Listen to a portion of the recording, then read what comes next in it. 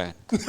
Gue kaget. Oh iya. Gue kaget. Biasanya kan kalau pembukaan udah hey gitu bener, ya. Bener. Tapi kita coba untuk tidak mainstream. Oke. Jadi sampai jumpa gitu di awal ya. Itu nggak mainstream banget tuh. Sampai jumpa. Terus orang merewind video kita. Oke, makin aneh. Nah, tapi yang pasti Coyers kali ini tuh gua pribadi tuh. Tadi pas datang sempat starstruck sebenarnya. Nih, kayak karena, gini nih. Enggak, jujur karena gue tuh sangat mengagumi orang-orang dengan berbagai karyanya. Oh, siap. Dan gue tahu betul kalau lu juga memiliki kesukaan yang sama dengan gue dalam satu hal basket. Kita tuh cinta sekali sama basket. Jadi gue yang gue bingung harus berekspresi. Jadi tadi pada saat Mas Yosi pertama masuk gue udah wah ya udah gitu. Makanya tadi Mas Yosi bilang kok lu semangat banget sih? Karena gitu tadi gue untuk supaya nggak kelihatan nervous. Gue sebenarnya tadi menyimpulkannya dua, antara lo semangat banget atau lo asma gitu ya. Tapi lebih ke semangat sih. Lebih semangat. Sebenarnya gue semangat. Dan hari ini sebenarnya ada topik menarik banget yang mau kita bahas di sini. Seru nih. Seru sekali karena kan kita sekarang semuanya masuk ke era digital di mana semuanya juga sudah sepertinya diarahkan ke sana. Pelan-pelan semua orang sudah mulai beradaptasi dengan dunia digital tersebut. Betul. Nah, Mas Yusi, maksud gue gini, dari yang gue tahu kan ini kan program pemerintah untuk merubah siaran analog menjadi digital atau namanya ASO. Analog switch off. Yes, ASO analog switch off. Kalau yang ditolak itu analog switch up. Karena singkatannya jadi ASU, kasar kesannya gitu ya. ASU, wah. Tapi ada singkatan itu sebenarnya, bukan memaki ya. Tapi ada juga yang bermanfaat. Apa tuh? Analog switch in. Woi, jadi ya. Itu bermanfaat karena terdapat kolostrum di sana. Oke, kita tidak berbicara ASI ya. Balik lagi ke analog switch off. Iya. Maksud gue masih belum paham analog switch off ini maksudnya seperti apa dan pindahnya gimana sih? Nah, ini sebenarnya bagian dari upaya transformasi digitalnya pemerintah. Kan memang kalau pemerintah itu ingin kita semua siap menuju ke digital nation, bahasa kerennya tuh. Digital nation itu negara digital, ya. Keren sih. Digital artinya negara, nation digital. Waduh, dibalik-balik doang sih. Makin pusing ya. Nah, kan memang kalau gue kan ada di siberkreasi. Kalau siberkreasi itu mendidik manusianya untuk literasi digital lah, edukasi seperti itu. Tetapi itu harus berbarengan, seiringan dengan infrastruktur yang dibangun oleh pemerintah, yaitu supaya masyarakat Indonesia itu bisa menikmati internet suatu saat nanti dari Sabang sampai Merauke. Ya, setuju. Nah, sekarang sebelum ke sana nih, ada juga PR lainnya, yaitu TV kita banyak yang analog. Dari 250 juta sekitar segitu penonton TV di Indonesia, 250 juta tuh gede ya. Banyak banget itu. 40%-nya masih TV-nya masih analog. Wah, itu jumlah yang besar juga. Iya. 40%-nya loh. Jadi ASO ini salah satunya adalah kita dalam mengejar supaya yang TV analog ini bisa beralih ke digital. Nah, seperti itu. Supaya apa? Ini nanti akan mendapatkan dividen digital juga. Spektrum dividen digital itu yang keuntungan di mana TV-TV-nya semuanya akhirnya nih bahasa gampangnya jadi lebih bagus gambarnya, lebih cepat ya kan, karena ada yaitu aliran megahertz yang luar biasa itu tadi, baik dari audio juga jadi akan lebih jernih itu. Benar. Nah, itu secara teknologi. Jadi pelan-pelan nih supaya TV-TV semuanya beralih ke digital gitu. Tapi ini sih asik sih ya. Maksudnya gue udah ngebayangin kalau seandainya nanti semua sudah beralih ke TV digital, jadi buat teman-teman pemirsa atau netizen itu bisa tinggal milih aja channelnya mau nonton yang mana nih. Bener. Seru banget itu, pasti seru banget sih. Pasti jadi lebih banyak kan? Jadi lebih banyak. dan semuanya orang-orang kreatif yang ada di dunia entertainment pun jadi lebih bergairah pastinya kan. Benar. Kalau kita berpikir positif seharusnya kayak gitu. Nah, berarti ada negatifnya dong. Positifnya tuh maksudnya gini, berarti buka kesempatan buat kita membuat bisa membuat channel sendiri misalnya, kreativitas sendiri misalnya kan. Tetapi kan ini sebenarnya kalau bukan, saya nggak bilangnya negatif, saya bilangnya lebih kepada challenge. Challenge-nya kalau semua orang berpikir seperti itu ya lo berarti tinggal membuktikan siapa yang lebih bagus supaya bisa bertahan dan menjadi channel pilihan kan. Tapi ya kalau berjuang untuk kreasi ya nggak ada salahnya juga kan. Benar. Maksudnya kita berlomba untuk menjadi yang terbaik dalam kreasi nggak ada masalahnya. Nggak ada masalahnya. Ada sih paling ya ini dari yang sudah lebih dahulu di industrinya. Nah itu pasti menjadi salah satu pesaing besar. Iya. Oke. Tapi kalau misalnya kita berbicara dari sisi content creator kan. Iya.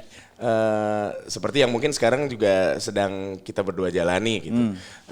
Keuntungannya dari negara sendiri, dari nation tadi, mengganti menjadi siaran digital itu apa? Kalau itu kan content creator sudah pasti bergairah untuk berlomba membuat karya baru. Iya. Nah kalau dari Indonesia sendiri? Ini yang gue baca ya. Jadi kan ini juga pendekatannya supaya bisa diterapkan ada undang-undang Cipta Kerja yang juga turut menjadi landasan yang membantu ini ya. Kalau nggak salah dari situ diprediksikan ada sekitar membuka kesempatan bekerja sekitar 170.000 lebih. Serius? Iya, jadi memang tentu saja kita mesti melihat bahwa ini peluang. Iya kan, jadi ada kesempatan bekerja ya, makanya masukin lewat UU Cipta Kerja kan. Ada terciptanya pekerjaan baru sebesar itu. Nah ini bukan berarti berbicara jumlah yang dikerjakan, ini jenis pekerjaannya, peluangnya. Berarti yang dipekerjakannya lebih banyak lagi. Bahkan juga diprediksikan ada berapa triliun pendapatan pajak baru untuk negara. Wah itu keren banget sih. Iya, maksudnya kalau kita berbicara kondisi sekarang, pandemi nih, banyak yang di layoff, akhirnya harus kerja di rumah atau nggak ngerjain apa-apa. Iya. Ini peluang banget sih ya. Peluang, harapannya sih seperti itu. Jadi bisa bergunanya buat masyarakat tuh seperti itu. Tentu saja ya paling gede ya seharusnya industri kreatif ya. Iya. Efeknya ke situ. Tapi jadi gue benar-benar ngebayangin gini ya, maksudnya nanti atmosfernya akan menjadi lebih sehat dan menarik nih kayaknya. Kan Gue senang dia pakai kata sehat ya. Iya, karena kita lihat seberapa sehat ya.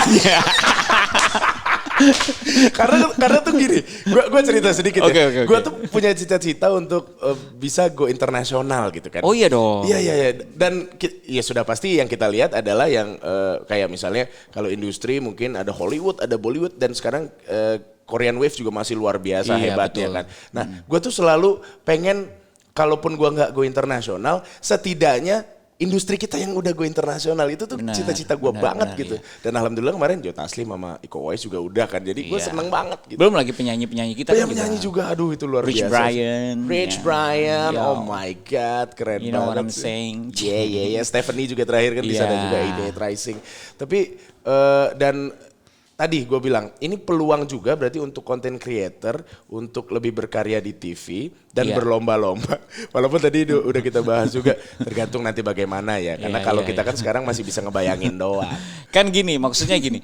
Sekarang kan kita tahu kita hidup di daerah digital teknologi. Iya. Nah, keinstanan itu sesuatu yang berbahaya. Ya. Setuju aku. Keinstanan itu sesuatu yang berbahaya. Kita pengen cepet viral, pengen cepet populer ya kan. Nah ini begitu kita lihat banyak orang kreatif ternyata di Indonesia dengan peluang seperti ini. Terus kita pengen gimana caranya ya supaya gue bisa mengalahkan mereka. Lalu tergodalah kita dengan keinstanan tersebut. Bikinlah konten-konten yang ya mengarah kepada membahayakan diri sendiri. Itu banyak loh ya kan.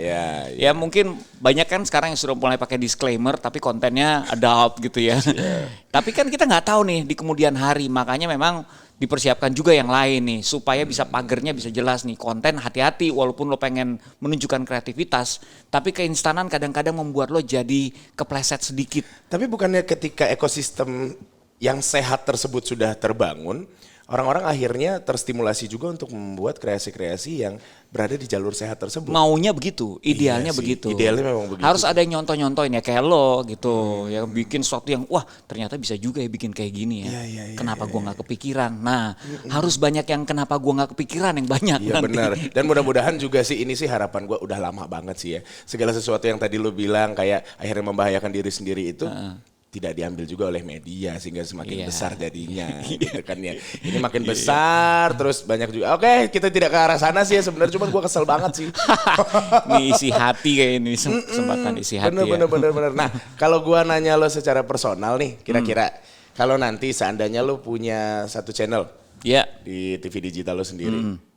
Selain dari yang sudah lo pernah tampilkan di beberapa platform, kira-kira ada nggak sih yang memang sudah lama lu inginkan kayaknya tapi tempatnya kayak nggak cocok di sini, mungkin nanti ketika TV digital ada nggak sih? Ini berandai-andai ya. Berandai-andai ya. Gue tuh dari dulu salah satunya kalau di Cameo Project kan gue banyak musik ya, karena memang itu berangkat dari strength gue bikin musik dan segala macam. Gue tuh tapi selalu tertarik dengan konten-konten kolosal.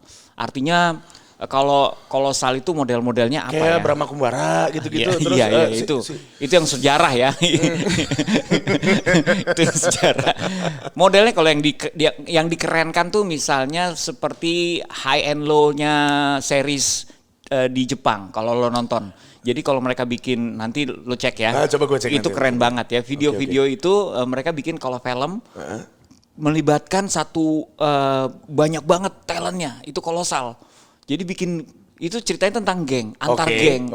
Tapi mereka kalau bikin geng itu ya nggak sedikit, nggak 5-7 orang, bener-bener banyak.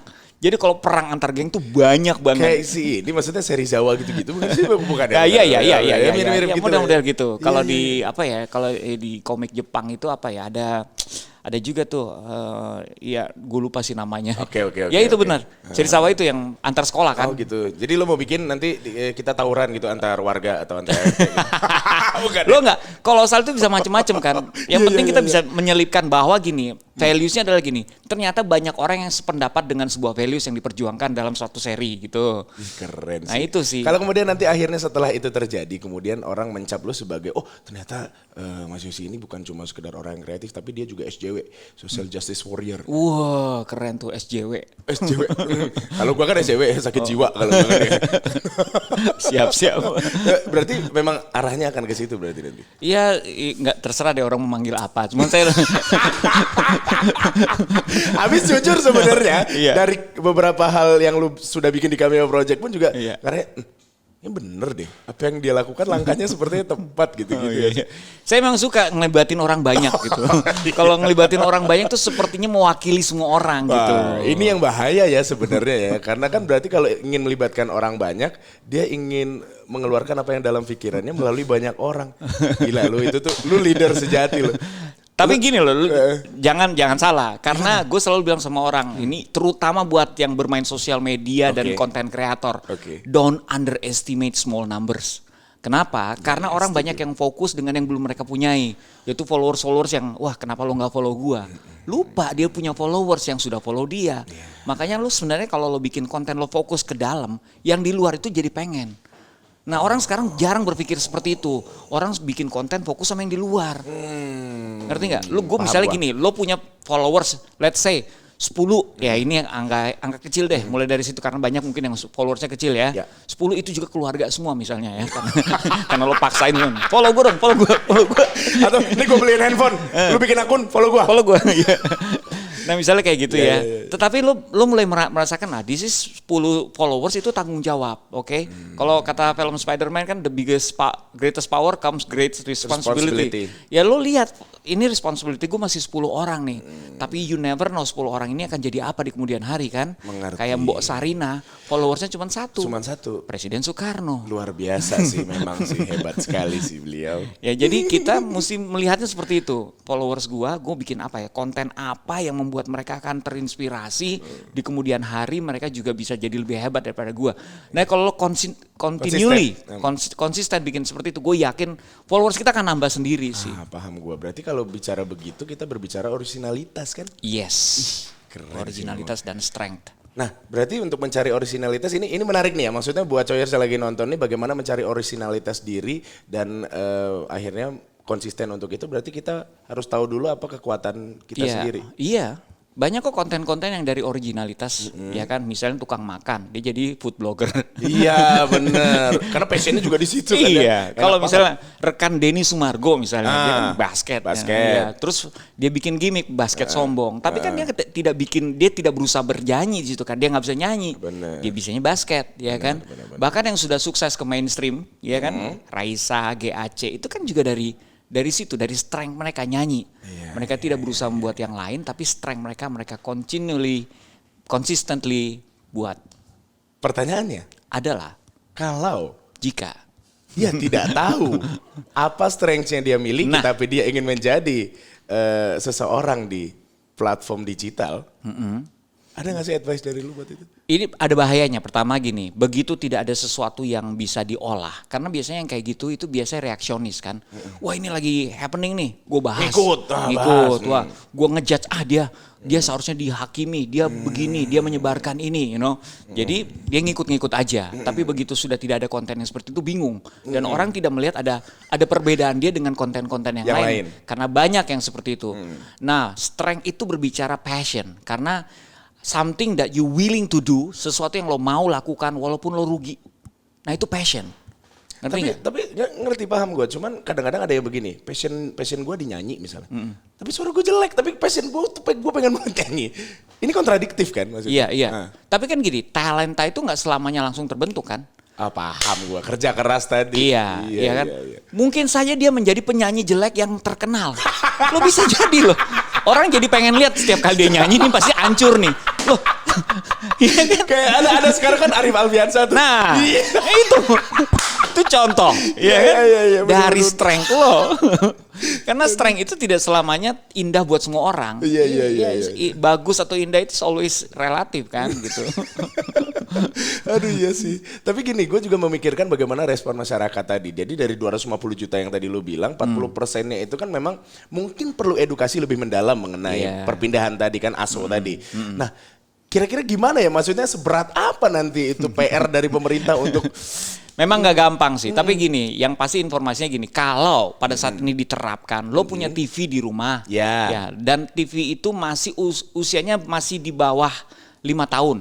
Ya paling banyak 5 tahun. Itu sebenarnya sudah termasuk TV-TV yang bisa beradaptasi dengan cepat. Gitu.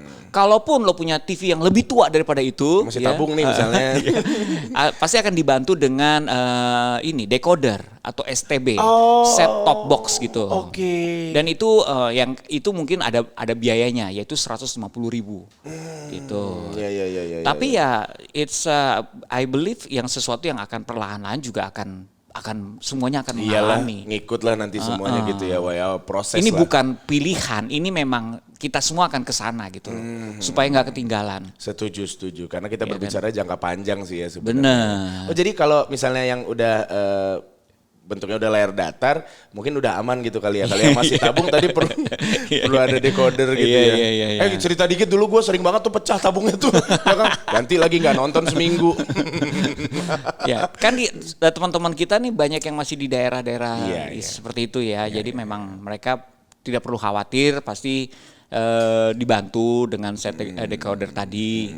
Atau ya kalau punya modal sedikit ya bisa ganti dengan TV digital. Kalau ada pertanyaan begini, kan TV digital nanti kan memuat beberapa channel juga yang bisa kita pilih langsung dari TV itu sendiri. Kalau nanti ada yang bilang begini kan, ya terus apa bedanya sama platform yang sudah ada? Itu jelasinnya gimana? Saya nggak mau kasih tahu, biasanya saya gitu jawabnya. Ngeselin nggak? Ngeselin, males. Enggak ya, maksudnya ya tadi yang kita sempat mention sih, pasti kalau digital tuh gambarnya lebih bagus ya. Oh iya sih. Ya itu gambarnya lebih bagus, secara internet juga lebih cepat ya, dia punya penangkapan gitu. Jadi digital itu membuat kita jadi lebih terhubung satu sama lain lah gitu. Arus informasinya jadi lebih cepat. Jujur dulu gue kangen banget Mas, jadi zaman kita sekolah itu kan suka abis nonton apa malamnya, terus besokannya tuh kita menceritakan hal yang sama yang kita tonton gitu loh. Nah sekarang ini karena maksudnya ya udah beda-beda waktunya juga, jadi kayak ceritain yang ini satu, ini, oh gue belum nonton, oh ini gitu. Nah kalau dulu tuh benar-benar satu blek gitu, dan gue tuh berharap banget maksudnya TV digital ini bisa menjadi tontonan utama sehingga nanti orang tuh bisa sharing lagi, oh iya kemarin gue nonton yang ini gitu, gue ngebayang gitu. Bener gak sih? Seneng rasanya gitu. Harapannya sih begitu ya, tapi memang kita ini tantangannya lebih banyak. Hidup di zaman sekarang itu option tuh banyak. Betul. Ya, apalagi nanti kalau internet bisa masuk ke seluruh Indonesia ini lebih banyak lagi optionnya. Ya, mau nonton apa nih? Mau nonton TV, mau nonton platform, atau mau nonton OTT. Iya, benar. Iya kan? Nah, itu hal yang berbeda lagi kan ya. Iya sih benar. Tapi yo pelan-pelan sih mungkin sekarang juga internet lagi diperluas juga. Karena kita tahu daring sekarang kan daring juga sekarang kan lagi marak kan. Betul. Nah, jadi kalau gue sih juga berharap tadi kalau kita berbicara tentang Indonesia, karena gue pengen Indonesia tuh sama seperti negara-negara lainnya, yang minimal kita nggak tertinggal lah. Kita tuh karena yang udah duluan tuh Malaysia, Singapura, Vietnam bahkan Vietnam. sudah lebih ya, dulu ya. Iya. Iya. Kita ini terpentok di hukum kalau nggak salah, salah satunya. Oh iya, Ya, oke. Itu yang membuat jadi lambat percepatannya. Tapi ya kita sih sudah siap sebenarnya. Jadi beriringan lah gitu. Pengennya pasti kayak gini kan, ini berarti kan membuat penonton jadi tambah cerdas karena banyak pilihan ya kan. Iya. Dan kecerdasan juga dan juga pilihan yang banyak ini juga akan memampukan kita menciptakan banyak yang lebih keren-keren lagi ya kan. Kita pengen bersaing sama misalnya Korea yang sudah culture-nya bisa kemana-mana. Indonesia juga harus bisa seperti itu. Setuju. Kita ingin bersaing seperti India misalnya. Kenapa saya cari India? India itu karakter masyarakatnya bersama kayak Indonesia, pemerintahannya juga mirip-mirip ya. Tapi kalau mungkin banyak yang nggak tahu ya, platform terbesar YouTube itu nomor satunya India, itu saya rasa salah satunya ya T-Series kan. India. Oh iya. Oh India ya? Iya, T-Series dan nomor 3-nya ya. Kalau PewDiePie masih di kedua, ya nomor 1 dan nomor 3-nya India. Gokil ya. Mungkin karena semua masyarakatnya sudah bisa menikmati internet dan semuanya sudah gua akan pilih ini channel yang mewakili represent my country gitu ya.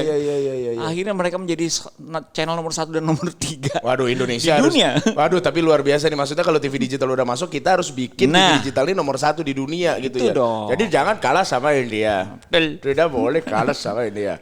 Nah, permasalahannya adalah begini, yang dari tadi tuh bikin gua curious karena kan kita kan TV person. Iya. Apalagi kalau misalnya kita tampil di TV itu, kadang-kadang kontinuitas itu terjadi apabila rating share atau MBM, minute by minute ketika kita masuk itu bagus. Iya. Ketika nanti TV digital udah ada, share rating itu masih ada gak sih? Nah, mungkin mesti menanya kepada si Nielsen itu tuh ya. Tapi we never know. Karena gini, setiap platform yang lagi disukai oleh masyarakat itu kan berubah-berubah setiap musimnya ya kan. Kan kalau di YouTube itu not based on itu rating, based on subscribers sama viewers. Betul. Iya kan? Betul. Based on button, silver button, gold button atau apa, ya kan? Jadi itu beda lagi tuh, di luar jangkauan. Kita nggak pernah tahu di kemudian hari yang akan berkembang yang mana gitu. Dan itu pun rating sebenarnya juga sudah banyak perimbangan pendapat. Artinya gini, sejauh mana bisa dipertanggungjawabkan sih rating itu ya.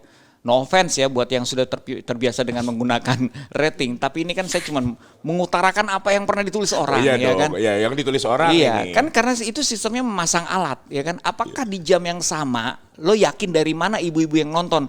Bisa jadi ibu-ibu tersebut tidak ada pembantu yang nonton ya kan. Jadi itu kan ada satu contoh maksudnya kasus-kasus yang sangat real dan bisa dipertanyakan untuk rating tersebut. Betul. Jadi gue tuh ngobrol sama Panji kemarin. Oh, oke. Jadi gue juga baru tahu aja dari dia juga. Jadi decoder itu ditaruh di beberapa wilayah gitu kan. Terus ada pilihannya yang nonton tuh ayah, ibu, anak atau asisten rumah tangga. Gitu. Jadi itu kan kita nggak tahu. Iya. Tapi walaupun itu sih misalnya katakanlah ternyata share rating masih ada. Ya mudah-mudahan tidak membuat orang-orang yang kreatif itu akhirnya menjadi down gitu. Karena gue sih jujur, gue sangat suka berada di platform-platform yang baru yang gue kenal, tapi di sana isinya adalah orang-orang kreatif, yang mereka idealis, tapi idealis kreatif gitu, gimana sih? Seru banget. Salah satunya Cameo Project juga luar biasa. Terima kasih. Gue nontonin banget sih memang itu. Apalagi yang kemarin terakhir sama Uus yang. Oh. Iya. Tapi lu udah jarang lo di Cameo lo. Karena Ain lebih banyak produksi. Itu pun tadi dia menggunakan banyak orang untuk melakukan apa yang dia pikirkan. Tapi akhirnya menurut gua gini, apapun konten yang dilakukan oleh Cameo Project, kita berbicara Cameo Project ya, akhirnya bisa membuat orang lain berpikir ulang tentang oh iya ya, harusnya mungkin memang begini ya. Yang gue lakuin selama ini salah. Akhirnya membuka pikiran-pikiran kita untuk melalui Cameo Project tadi. Berarti kalau kita korelasikan dengan apa yang akan terjadi nanti ke depannya dengan TV digital, harapannya bisa seperti itu juga berarti ya. Apa yang ada di TV digital tersebut bisa bermanfaat untuk yang melihat. Betul, harapannya sih begitu. Ini harapan semua orang. Ya. Walaupun kita ada baiknya, kita juga menjadi orang yang punya mental adaptasi yang cepat. Iya benar. Kan Itu kayak penting. tahun 2020 siapa sih yang prediksi ada pandemi? Nggak ada kan, ya kan? Mental adaptasinya dibutuhkan di sini. Ya kita bisa berharap juga di kemudian hari semuanya lancar-lancar saja, aman-aman saja, ya kan? Apa yang ditargetkan pemerintah tercapai misalnya seperti itu. Tapi on the way bisa saja terjadi hal-hal yang tidak dipersiapkan sebelumnya, tidak diperhitungkan sebelumnya. Ya kemampuan beradaptasinya ini yang harus selalu ada. Benar-benar kayak kemarin gue cerita sedikit ya Mas Yusi ya. Kemarin tuh kan sempat pandemi. Kita tuh kosong 3 bulan. Nah kan. Nah dari situ akhirnya kita coba untuk wah udah pokoknya kita ngerjain YouTube aja pokoknya kita develop YouTube benar-benar. Ya alhamdulillah maksudnya pelan-pelan gitu kan. Iya. Walau berat tapi proses adaptasi itu alhamdulillah bisa kita lalui gitu. Benar. Ini keren banget sih. Oke, kalau begitu mungkin ada yang ingin lo sampaikan juga. Kalau gua kan ada di Siberkreasi. Siberkreasi itu kan Siberkreasi. gerakan nasional literasi digital. Tadi sempat di-mention nih kalau misalnya literasi digital tuh something yang harus over komunikasi kalau menurut gua ya. Over komunikasi. Karena kan gini, kita menikmati internet nih. Pengguna internet tuh ada lonjakan yang besar loh dari tahun kemarin sampai tahun sekarang tuh ada 20 juta lebih di Indonesia. Iya, kalau itu sih nggak heran maksudnya ketika pandemi kayak begini Apalagi orang pandemi ya iya, kan. Iya. Tapi cybercrime juga tiap hari ada. Cybercrime pun ada. Ada. Jadi ngikut ya. Iya, tiap hari ada hoax apapun itu jenisnya, mau disinformasi, mau misinformasi, mau informasi. Tapi orang yang bilang sama dirinya, gue tuh termasuk orang yang nggak mungkin lah jadi penyebar hoax. Ini contoh sederhana. You know what?